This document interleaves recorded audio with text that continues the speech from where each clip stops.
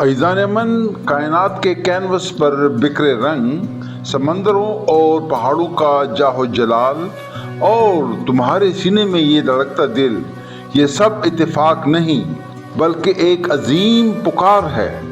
25वां पारा सिर्फ तिलावत नहीं बल्कि गाफिल इंसान के बंद शऊर पर एक जोरदार दस्तक है।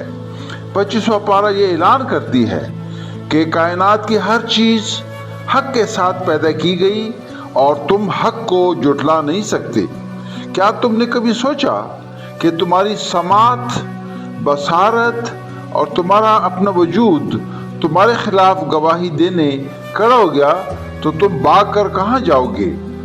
इस बारे में 5 सूरतें हैं। सूरह हामीम सजदा का बकाया हिस्सा, सूरह शुअरा मुकम्मल, सूरह ज़खरफ मुकम्मल, सूरह दुखान मुकम्मल और सूरह जासिया मुकम्मल है। सूरह हामीम सजदा फसलत कुरान की सच्चाई और अल्लाह की निशानियों पर गौर करने की दावत देती है। तमाम चीज़ों की तख्लीक अल्लाह की कुदरत है, लेकिन फिर भी लोग इनकार करते हैं।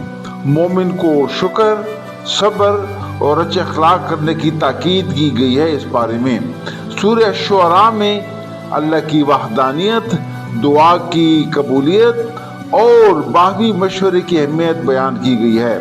सूरह अल-ज़खरफ में दुनियाई चमक व दमक, माल व दौलत अल्लाह की रज़ा अलामत नहीं बल्कि असल कामयाबी ईमान और नेक अमाल हैं। सूरह अल-दुखान में कौमों के बुरे अंजाम और ख़ास तौर पर फ़िरऔन की मिसाल दी गई है कि तकब्बुर, गुमंड और नाफरमानी तबाही है, जबकि कुरान सरापा हिदायत ही हिदायत है। सूरह अल-जासिया में क़यामत का मंजर पेश किया गया है।